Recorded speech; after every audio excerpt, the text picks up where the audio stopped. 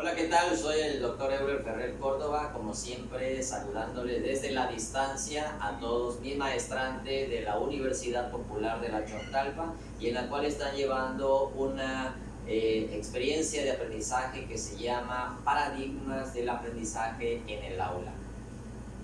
Como principal cometido es importante que nosotros hablemos en torno a las metas y los objetivos de la educación conductista, el concepto hacia el proceso de la enseñanza, el concepto de aprendizaje que hay, el concepto de estudiante, el concepto del educador, la metodología que tiene la enseñanza conductista y también la concepción de la evaluación. Como primer postulado, quiero primero dar la meta o el objetivo que tiene la educación. Las metas de la educación conductista va a pugnar por el control de la conducta de los individuos y la transmisión de pautas culturales. A partir de ahí, la educación pretende la reproducción de patrones de estudiantes que produzcan un cambio. Recuerden que estamos hablando de la teoría conductista. Dentro de las metas y los objetivos también del conductismo es que la instrucción pretende que el estudiante reproduzca patrones cuando recibe ciertos estímulos preestablecidos. Recuerden que cuando hablamos de algo conductista es que ya está relacionado y tiene cierta similitud con lo que está queriendo el profesor que haga el estudiante. Por ejemplo, que memorice un trozo o memorice todo un capítulo de un libro donde no hay un proceso de reflexión. Pero también el conductismo va a proponer la modificación relativamente del comportamiento de manera significativa mediante la práctica. Para ello, las metas y objetivo tienen que ver. Los objetivos son establecidos por el docente, recuérdenlo bien, en la teoría conductista. Deben de ser detallados y expresar conductas observables, es decir, que sean medibles para el profesor. Cuando el profesor pedía que se escribiera todo lo que era un capítulo del libro, que se aprendieran de memoria, estamos hablando de un objetivo que pretende el docente que exprese una conducta de lo que él quiere que haga. Básicamente, esas metas y ese objetivo conductista se centra en 5 aspectos. Primero, observar. Segundo, predecir. Tercero, controlar. Cuarto, modificar la conducta. Y quinto, tener una meta teórica. ¿Cuál es el concepto de enseñanza en el conductismo? Y quiero que lo apunten muy bien, mis queridos maestrantes. En el paradigma conductista, la enseñanza tiene que ver con proporcionar todos los contenidos de un aprendizaje. Es decir, solamente es como si tuviéramos aquí en la mano un depósito o tuviéramos en la mano aquí un recipiente y donde tenía que depositar la información el alumno, es decir, aprender de memoria, lo cual tendrá que ser adquirida por este estudiante. Se considera que la enseñanza para el conductismo es un instrumento basado en el refuerzo de las conductas positivas y la eliminación de las negativas, como son el castigo. Cuando un alumno hacía mala tarea, se le castigaba.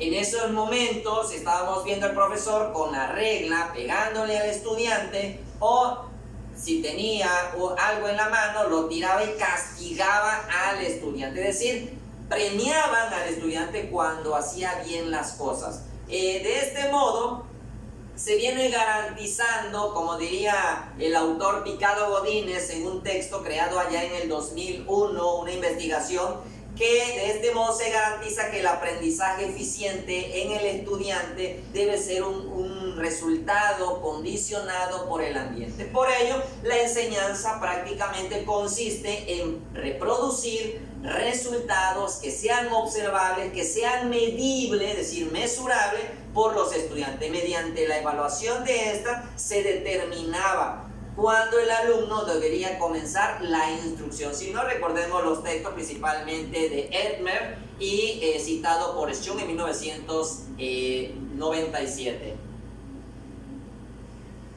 En este momento viene otro concepto que es el aprendizaje.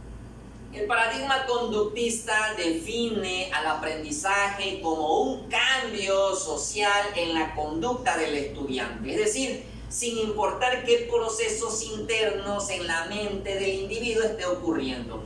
Según Román y Díaz, en una obra creada en 1989, él habla que el aprendizaje es la manifestación externa de conducta sin importar todos aquellos procesos que de una u otra manera estén ocurriendo en la vida del sujeto o la vida del individuo. Es decir, otros autores van a definir principalmente el aprendizaje como algo que el sujeto deriva en la interacción mecánica entre la escuela o la familia. Recuerden que para Skinner es un cambio relativamente permanente del comportamiento que ocurre en la práctica. Por eso es que varios autores conductistas van a coincidir en que el aprendizaje es un cambio de conducta del sujeto sin importar qué procesos internos estén en la vida del sujeto. ¿Ok? Dentro de ello, pues es importante lograrlo.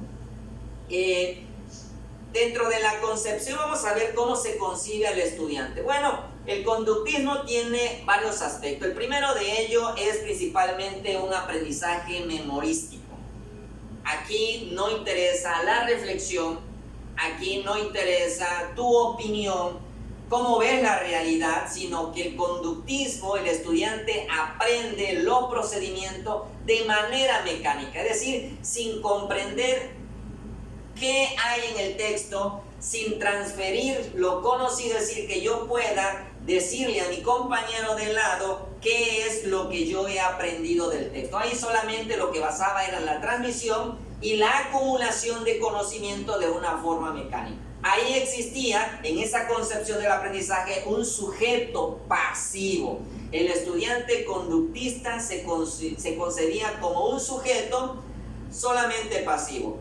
Es decir, aquel sujeto que no interioriza, que no tiene procesos reflexivos, aquel que no proyectaba elementos para que transformar la realidad, solamente en una transmisión del conocimiento. Y hay una actividad netamente restringida. Esa actividad restringida pues solamente la tenían que hacer los estudiantes en el momento que el profesor exigía lo que tenía que ver en el texto. ¿Cuál es la concepción del educador en esta teoría conductista? Bueno, vamos a ver al profesor, que en este paradigma era considerado como una persona dotada de ciertos conocimientos, era la máxima autoridad. El alumno pasaba a un segundo plano, y por ahí vemos también que en los textos de Hernández Rojas en el 2010 nos dice que solamente eran personas dotadas con ciertas competencias conforme a una planificación. Es decir, la corriente conductista no permite que el profesor innove, cree, diseñe, analice, critique, transforme y comprenda la realidad.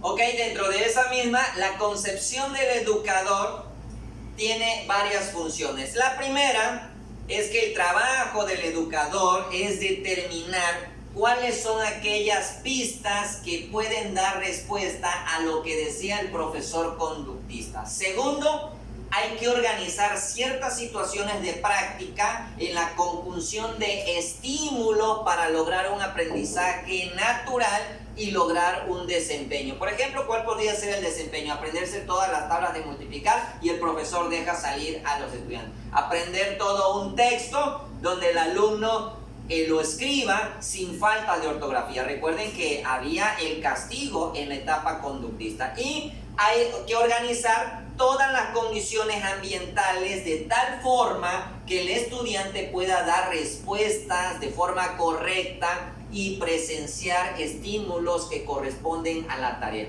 Otro elemento es recibir los esfuerzos por las prácticas correspondientes.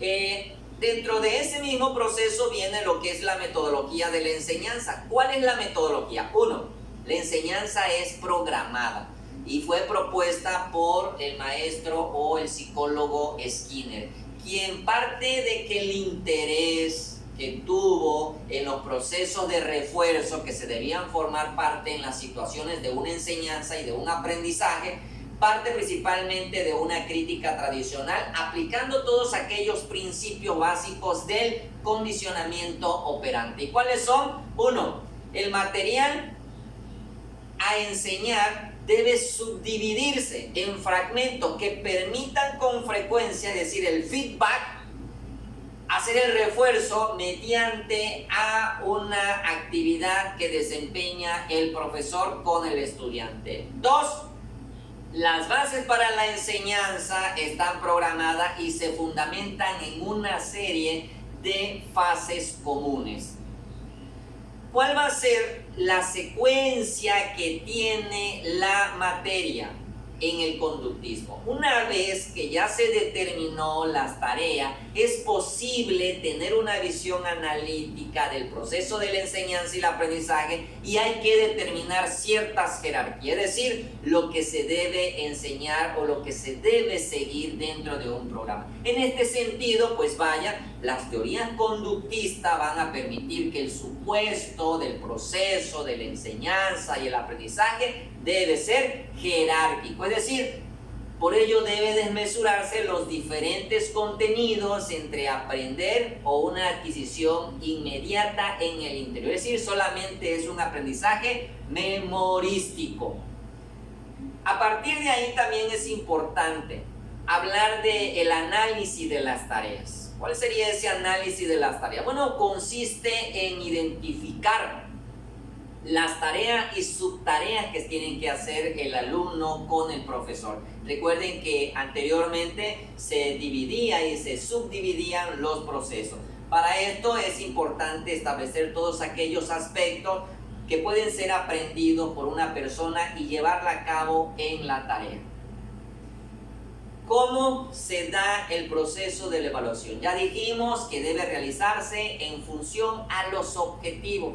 Si hay algo tan difícil y que era programada para el conductismo, es que la evaluación se viene realizando de manera constante actualmente en nuestros procesos educativos, y que obviamente es una respuesta para estimular el éxito del aprendizaje en el alumno. Por tal motivo, pues Skinner va a considerar que esta enseñanza o este proceso de evaluación era muy valiosa y que tiene cierta validez. Cuando se da este elemento, la evaluación se va a centrar en un producto libre de errores, es decir, como si pasáramos por un escáner todas aquellas características que pedía el profesor y que deberían ser contempladas en la asignatura. Para eso es importante que la ejecución mecánica que se daba eran acciones repetitivas. Lo importante son las notas, la cuantificación, la cantidad de producto que entregaba el alumno, sin importar si el alumno exteriorizaba el conocimiento, sin importar si hacía una reflexión en ello, pues los profesores y los estudiantes se centran básicamente en el momento final, que era el proceso del aprendizaje, para valorar su proceso. Dentro de ello, pues los profesores pues son los principales protagonistas en la evaluación.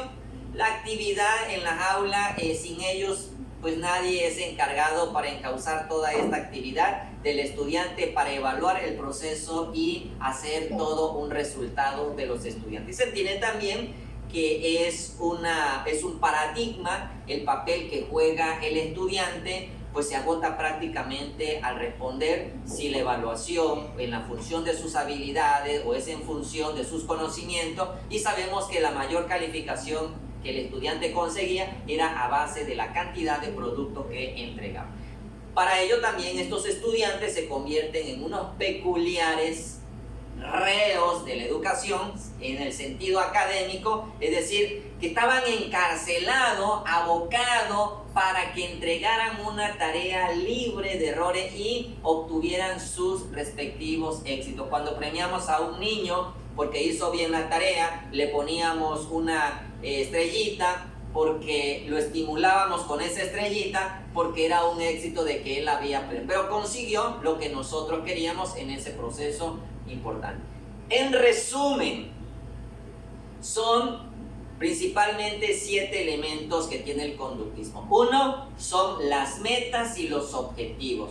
Ya dijimos que es modificar las conductas. Los objetivos deben de ser medibles y deben de ser observables. 2, tiene que ver con la enseñanza. Se diseña una serie de estímulos en la cuales se generan respuestas. Es decir, hay un arreglo de la contingencia para el reforzamiento. Es decir, yo tengo que premiar a mi alumno que lo haga bien.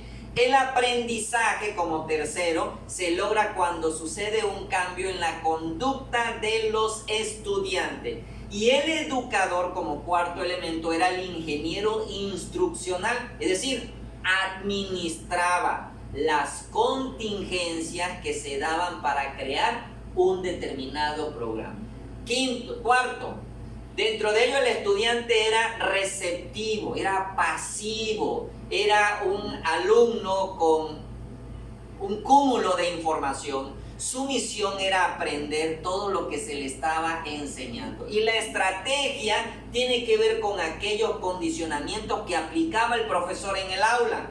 Es decir, para que los estudiantes lograran un aprendizaje o un conocimiento. Y por último, la evaluación se centra en el producto y se hace en base a los objetivos. Espero que este pequeño video que he preparado para ustedes de la teoría conductista o el paradigma conductista les sirva a ustedes para estar enfocado a un proceso de conocimiento y que sirva también para que podamos ir midiendo nuestros conocimientos y reflexiones en torno a la educación. Soy el doctor Euler Ferrer Córdoba y como siempre, pásenla bien, sean felices y nos vemos la próxima cápsula.